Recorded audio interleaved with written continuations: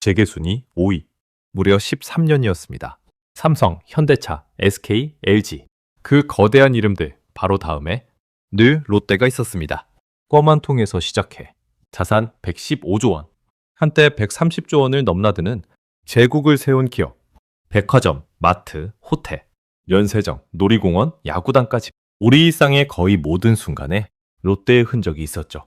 그런데 지금 그 철옹성에 균열이 가고 있습니다. 2024년 11월 시장을 얼어붙게 만든 한 문장이 돌았습니다. 롯데가 모라토리엄, 그러니까 채무 불이행을 선언할 수도 있다. 그룹 전체가 흔들릴 수 있다는 괴담이었죠. 회사는 즉각 사실무근이라며 진화에 나섰습니다. 하지만 시장은 쉽게 진정되지 않았습니다. 왜였을까요? 여기서 중요한 건 미기설 자체가 아닙니다. 진짜 주목해야 할 건 왜 하필 롯데를 향해 이런 소문이 퍼졌느냐는 겁니다. 소문은 아무 데서나 시작되지 않습니다. 시장이 이미 불안의 냄새를 맡고 있었다는 거죠. 오늘은 단순히 롯데가 어렵다는 이야기를 하려는 게 아닙니다.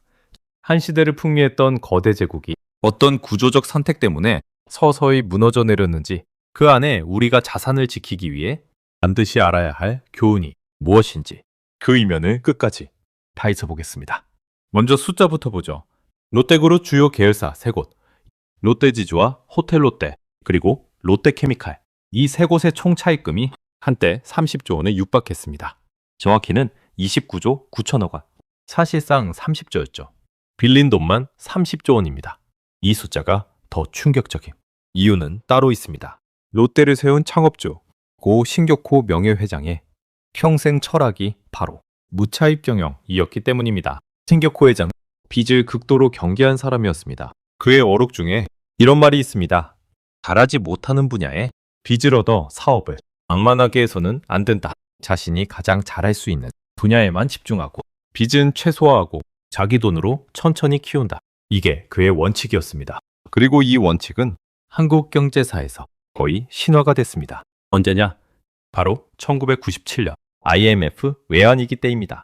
당시 대한민국 30배 그룹 중 무려 19개, 그러니까 63%가 순위권에서 사라지거나 공중분해됐습니다. 대우, 한보, 기아, 이름만 들어도 알만한 거대 기업들이 빚뒷더미 위에서 무너졌습니다. 그들이 왜 무너졌을까요? 핵심은 단 하나, 과도한 차입이었습니다. 빌린 돈으로 덩치만 키워놓은 기업들이 환율이 폭등하고 금리가 치솟자 이자조차 감당하지 못하고 줄줄이 쓰러진 겁니다. 그런데 롯데는 어땠을까요? 거의 무사했습니다. 빚이 적었으니까요. 갚을 게 적으니 흔들릴 일도 없었던 겁니다. 오히려 위기를 기회로 삼아 몸집을 키웠습니다. 외환위기 직전 재계 11위에 불과했던 롯데는 그 이후 20년간 쉬지 않고 성장해 5위까지 올라섰습니다. 다시 말해 롯데를 재계 5위로 만든 건 화려한 공격이 아니었습니다. 빚을 지지 않는다는 지독하리만치 보수적인 수비였습니다. 자, 그렇다면 여기서 한 가지 의문이 생깁니다. 빚을 극도로 싫어하던 이 회사가 어떻게 30조 원의 차입금을 짊어진 회사로 변했을까요? 여기서 등장하는 인물이 신격호 회장의 차남 신동빈 회장입니다. 2011년 신동빈 회장이 그룹의 키를 잡으면서 롯데의 DNA가 근본적으로 바뀌기 시작합니다. 신동빈 회장의 판단에는 나름의 논리가 있었습니다. 아버지 세대 한국과 일본의 알짜 시장을 이미 다 선점해 놓은 상태였거든요. 국내 유통은 이미 1등. 더 이상 안방에서 성장할 여지가 크지 않았습니다. 그렇다면 답은 하나, 밖으로 나가야 한다. 글로벌 롯데. 새로운 사업으로의 확장. 멋진 비전이었습니다. 문제는 방법이었습니다. 새 사업을 키우려면 막대한 돈이 필요한데 그 돈을 어떻게 마련할 것인가? 신동빈 회장 아버지와 정반대의 길을 택합니다. 외부에서 적극적으로 돈을 빌리는 차입 경영, 그리고 그 돈으로 기업을 사들이는 공격적 M&A, 인수합병이었죠. 목록을 한번 보겠습니다. 편의점 바이더웨이, GS 백화점과 마트, 하이마트, 일진 머티리얼즈, 한국 빈스톱, 한샘, 중고나라, 수천억에서 수조 원에 이르는 인수가 쉴 새 없이 이어졌습니다. 신동빈 회장 정책본부장 시절부터 굵직한 M&A를 진두지휘해온, 말하자면 딜에 등한 경험자였습니다. 전략 자체가 틀렸다고 말하긴 어렵습니다. 빌린 돈으로 좋은 회사를 사서 그 회사가 벌어들이는 돈으로 이자를 갚고 빚도 줄여나간다. 이게 차익 경영의 정석이거든요. 빌린 돈이 빌린 비용보다 더 많이 벌어준다면 차입은 오히려 가장 강력한 성장 엔진이 됩니다. 핵심은 바로 거기에 있습니다. 사온 회사들이 돈을 벌어줬느냐? 이 질문이 모든 것을 가릅니다. 그리고 안타깝게도 롯데가 사들인 많은 회사들의 답은 아니요였습니다. 대표적인 게 하이마트입니다. 2012년 1조 2천억 원이 넘는 돈을 들여 인수했습니다. 당시만 해도 가전 양판점의 절대 강자였죠. 그런데 그 직후 시장의 통째로 바뀌어버립니다. 온라인 쇼핑의 폭발이었습니다. 생각해보면 가전제품처럼 온라인에 잡아먹히기 쉬운 품목도 없습니다. 모델명만 알면 가격 비교가 끝나니까요. 싼 제품은 쿠팡으로, 프리미엄 가전은 백화점으로 양쪽에서 수요가 빠져나갔습니다. 하이마트의 매출은 2020년 4조 원에서 2023년 2조 6천억 원대로 급감했습니다. 불과 3년 만에 매출의 3분의 1이 증발한 겁니다. 다른 인수권들도 비슷한 운명에 빠졌습니다. 자구회사 한샘은 인수 직후 창사 이래 첫 적자를 냈고 300억 원을 투자한 중고나라는 당근마켓의 부상에 빌려 매년 적자를 기록했습니다. 편의점 미니스톱을 흡수한 코리아세븐 역시 적자로 돌아섰습니다. 문제가 보이시나요? 빌린 돈은 30조 원으로 불어나는데 그 돈으로 사온 회사들은 이자는커녕 제 앞가림도 못하고 있었던 겁니다. 엔진을 달려고 빚을 졌는데 그 엔진들이 오히려 짐이 되어버린 상황. 이게 롯데 위기의 1차 구조입니다. 그런데 말입니다. 이건 시작에 불과했습니다. 진짜 폭탄은 따로 있었습니다. 바로 롯데케미칼입니다. 롯데케미칼은 오랫동안 그룹의 효자였습니다.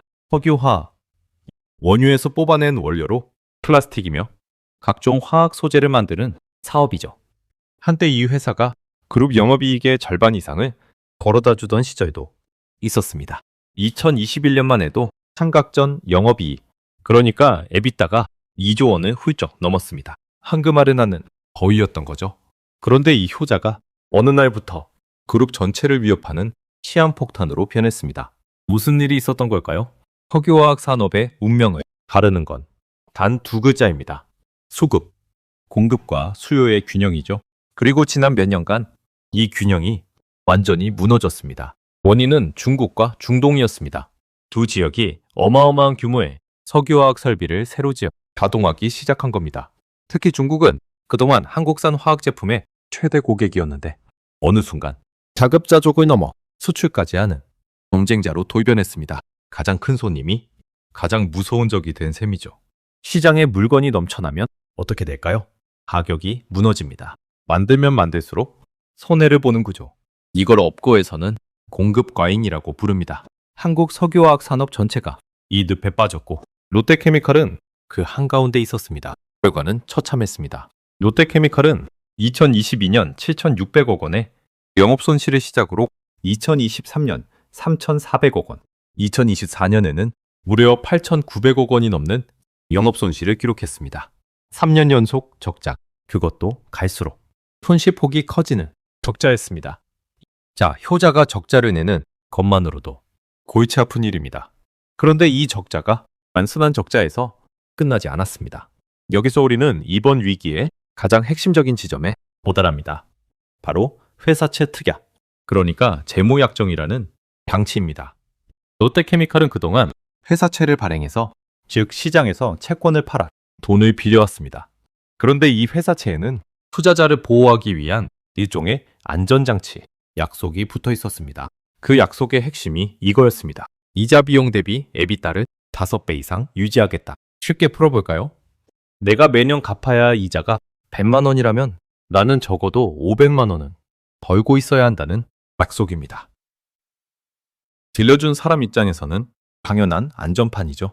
당신이 이자에 5배는 벌어야 우리가 안심하고 돈을 맡길 수 있다. 이런 의미입니다. 그런데 적자가 쌓이면서 이 비율이 무너지기 시작했습니다. 2021년만 해도 27.8배에 달했던 이 수치가 2022년 1.2배, 2023년 2.2배로 추락하더니 2024년 3분기에는 0.9배까지 떨어졌습니다. 0.9배. 무슨 뜻일까요? 벌어들이는 돈이 내야 할 이자보다도 적다는 겁니다. 약속한 5배는커녕 1배도 안 되는 상황. 약정 위반, 영어로 EOD, 기한 이익 상실이라는 무시무시한 사태가 코앞에 닥친 겁니다. 이게 왜 그렇게 위험할까요? 한번 약정을 위반하면 채권자들이 약속을 어겼으니 빌려준 돈을 당장 다 갚으라고 요구할 수 있게 됩니다. 분명히 10년 뒤에 갚기로 한 돈인데 갑자기 지금 당장 내놔가 되는 거죠. 그 규모가 무려 2조 원이었습니다. 한꺼번에 2조 원을 토해내야 할 수도 있는 상황. 이게 바로 2024년 11월 시장의 롯데 위기설이 들불처럼 번진 진짜 도화선이었습니다. 자, 그렇다면 롯데는 이 위기를 어떻게 막았을까요? 여기서 우리는 이 사태의 무게를 비로소 실감하게 됩니다. 롯데가 꺼내든 카드는 그룹의 상징 그 자체였습니다. 바로 롯데월드타워, 서울 잠실의 우뚝선 855m. 국내 최고층 빌딩, 신격호 회장이 평생을 꿈꿨던 그 마천루를 은행에 담보로 내놓은 겁니다. 가치만 6조 원이 넘는 그룹의 자존심. 그걸 담보로 잡혀 은행이 롯데케미칼 회사채의 신용을 보강해 주도록 한 거죠. 그리고 채권자들을 모아 하채권자 집회라는 걸 열었습니다. 채권자들에게 사정한 겁니다. 그 5배 약정 조항을 좀 빼주십시오. 대신 은행 고증을 붙이고 특별이자도 더 드리겠습니다. 결국 채권자들이 이를 받아들이면서 롯데는 가까스로 한 고비를 넘겼습니다. 급한 불은 껐습니다. 하지만 생각해 보십시오. 그룹의 상징인 본사 빌딩까지 담보로 내놓아야 했다는 것. 이건 단순히 운이 나빴던 게 아닙니다. 한 회사의 부실이 그룹 전체를 인질로 잡을 만큼 롯데의 재무 구조가 위태롭게 얽혀 있었다는 증거입니다. 여기서 잠깐 한 발 물러서서 봐야 할 게 있습니다. 사실 롯데는 자산이 없는 회사가 아닙니다. 오히려 정반대죠. 롯데가 직접 밝힌 바로는 부동산 가치만 56조 원, 보유 주식이 37조 원, 즉시 쓸 수 있는 예금만 15조 원이 넘는다고 합니다. 다 합치면 70조 원이 넘는 자산을 깔고 앉아 있는 거죠. 그렇다면 여기서 자연스럽게 의문이 듭니다. 자산이 이렇게 많은데 왜 위기라는 걸까요? 답은 유동성이라는 단어에 있습니다. 자산이 많은 것과 당장 쓸 현금이 있는 것은 전혀 다른 문제입니다. 비유하자면 이렇습니다. 수십억짜리 건물을 여러 채 가진 부자가 있다고 칩시다. 분명 엄청난 부자죠. 그런데 당장 다음 주에 갚아야 할 빚이 1억 원인데 통장에 현금이 5천만 원밖에 없다면, 건물을 당장 팔 수도 없는 상황이라면 그 사람은 당부상 부자임에도 불구하고 부도위기에 몰립니다. 이게 바로 유동성 위기입니다. 기업이 무너지는 건 대부분 자산이 없어서가 아닙니다. 당장 갚을 현금이 없어서입니다. 롯데가 직면한 것이 정확히 이 문제였습니다. 자산은 많은데 그 자산들이 부동산처럼 묶여 있거나 적자 나는 사업에 박혀 있어서 정작 돈이 필요할 때 빠르게 현금화하기 어려웠던 거죠. 여기서 우리가 첫 번째로 챙겨야 할 교훈이 나옵니다. 개인의 자산 관리에도 그대로 적용되는 원칙입니다. 자산의 규모보다 중요한 게 자산의 구조와 현금 흐름이라는 것. 아무리 평가액이 높은 부동산을 깔고 앉아 있어도 매달 들어오는 현금 흐름이 빚의 이자를 감당하지 못하면 그 자산은 언제든 당신을 위협하는 부메랑이 될 수 있습니다. 롯데라는 거대 기업이 70조 원의 자산을 깔고도 휘청였다는 사실을 가볍게 넘기시면 안 됩니다. 자, 그럼 이 위기가 진짜 무서운 이유는 무엇일까요? 단지 화학회사 하나가 적자를 냈기 때문이 아닙니다. 롯데가 안고 있는 문제는 여러 갈래에서 동시에 터지고 있었다는데 있습니다. 화학이 무너지는 동안 그룹의 또 다른 기둥인 유통도 흔들리고 있었습니다. 한번 떠올려 보십시오. 불과 몇 년 전만 해도 우리는 백화점과 대형마트에 갔습니다. 주말이면 롯데마트에 가서 카트를 끌고 장을 봤죠. 그런데 지금은요? 쿠팡 로켓 배송 한 번이면 다음날 새벽에 문 앞에 물건이 와 있습니다.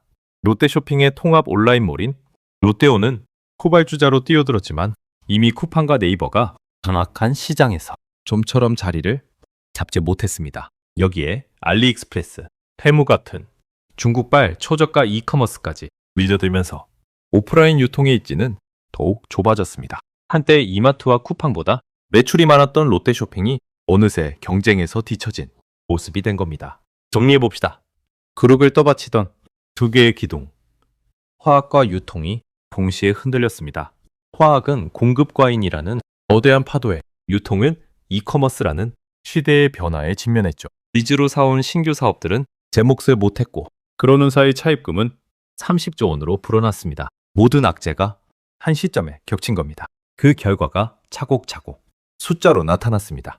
2025년 들어 신용평가사 3곳이 BJ 롯데지주와 롯데케미칼의 신용등급을 강등했습니다. 그룹의 핵심인 롯데케미칼은 AA로, 지주사인 롯데지주는 기후량 등급인 A로 내려앉았습니다. 신용등급이 떨어진다는 건 무슨 의미일까요? 앞으로 돈을 빌릴 때 더 높은 이자를 물어야 한다는 뜻입니다. 빚이 많아 힘든 회사에게 빚의 비용까지 비싸지는 그야말로 악순환의 고리가 만들어진 겁니다. 그리고 마침내 상징적인 사건이 벌어집니다. 2026년 4월 말 공정거래위원회가 발표한 대기업 집단 순위에서 롯데가 재계 6위로 밀려났습니다. 13년을 지켜온 5위 자리를 내준 거죠.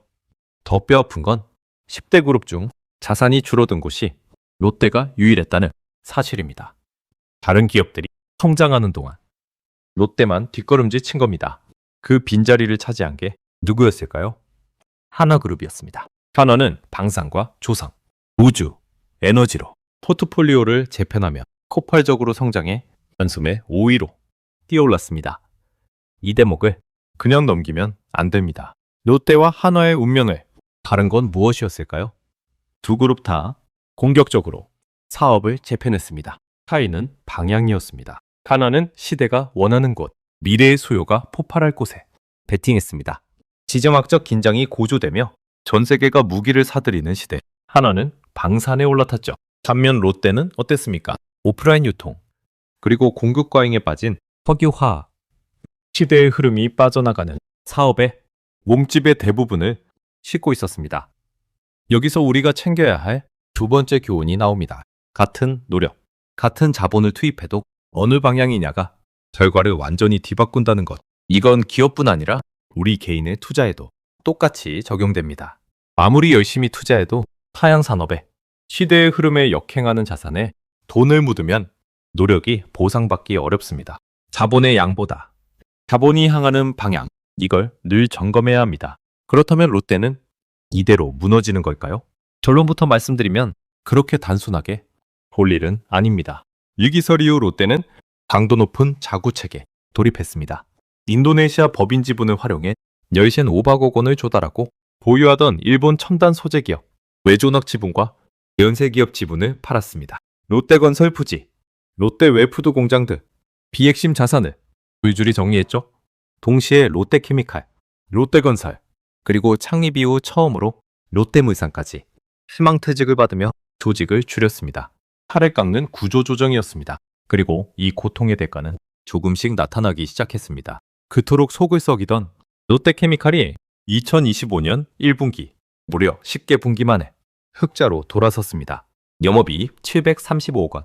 비록 작은 흑자지만 끝없이 추락하던 적자의 늪에서 빠져나왔다는 신호였죠. 롯데쇼핑의 백화점 부문도 깜짝 실적을 내며 버팀목 역할을 했습니다. 물론 안심하긴 이릅니다. 석유화학의 공급 과잉은 단기간에 해소돼 문제가 아니고 적자폭이 다시 확대됐다는 소식도 있습니다. 신용등급도 여전히 회복되지 않았죠. 무엇보다 롯데에게는 한화의 방산 같은 확실한 미래 성장 엔진이 아직 없습니다. 롯데가 그 답으로 내세운 게 바이오입니다. 신동빈 회장의 장남, 신유의 부사장이 이끄는 롯데 바이오로직스, 인천 송도에 공장을 지으며 의약품 위탁 생산, CDMO 사업에 4조 6천억 원을 투입하겠다는 계획이죠. 하지만 바이오는 결실을 맺기까지 오랜 시간이 필요한 사업입니다. 송도 공장이 본격 가동되는 건 빨라야 2026년 이후. 지금의 위기를 당장 구해줄 카드는 아니라는 겁니다. 자, 이제 이 모든 이야기를 관통하는 우리가 진짜 가져가야 할 인사이트로 마무리하겠습니다. 롯데의 위기는 한편의 거대한 교과서입니다. 그 안에 자산을 지키려는 우리 모두가 새겨야 할 원칙들이 담겨 있습니다. 첫째, 빚 그 자체는 죄가 아닙니다. 문제는 빚으로 산 자산이 빚의 비용을 감당하는가입니다. 신격호 회장의 무차입 경영이 옳고 신동빈 회장의 차입 경영이 틀렸다는 단순한 이야기가 아닙니다. 차입은 잘 쓰면 통장의 가속 페달이지만 그 돈으로 산 자산이 수익을 내지 못하는 순간 가장 빠르게 추락하는 브레이크 없는 내리막길이 됩니다. 레버리지를 쓰신다면 이 질문을 늘 던지셔야 합니다. 이게 정말 내가 빌린 비용 이상을 벌어줄 것인가? 둘째, 자산의 규모가 아니라 현금 흐름과 유동성을 보십시오. 70조 원의 자산을 가진 롯데도 당장 쓸 현금 앞에서 휘청였습니다. 장부상 부자가 진짜 부자는 아닙니다. 위기는 언제나 평가액이 아니라 현금 흐름이 끊기는 지점에서 시작됩니다. 셋째, 자본의 양보다 방향입니다. 같은 시기 하나는 떠오르는 산업에 올라타 5위로 뛰었고 롯데는 저무는 산업에 묶여 6위로 내려왔습니다. 시대가 어디로 흐르는지, 내 자산이 그 흐름을 타고 있는지, 역행하고 있는지 끊임없이 점검하셔야 합니다. 껌한 통으로 시작해 한 시대를 지배했던 제국조차 시대의 변화 앞에서는 예외가 없었습니다. 영원한 1등도 영원히 안전한 자산도 없다는 것. 어쩌면 이게 롯데가 우리에게 남긴 가장 값진 교훈일지도 모릅니다. 중요한 건 위기 그 자체가 아니라 그 위기에서 무엇을 배우느냐입니다.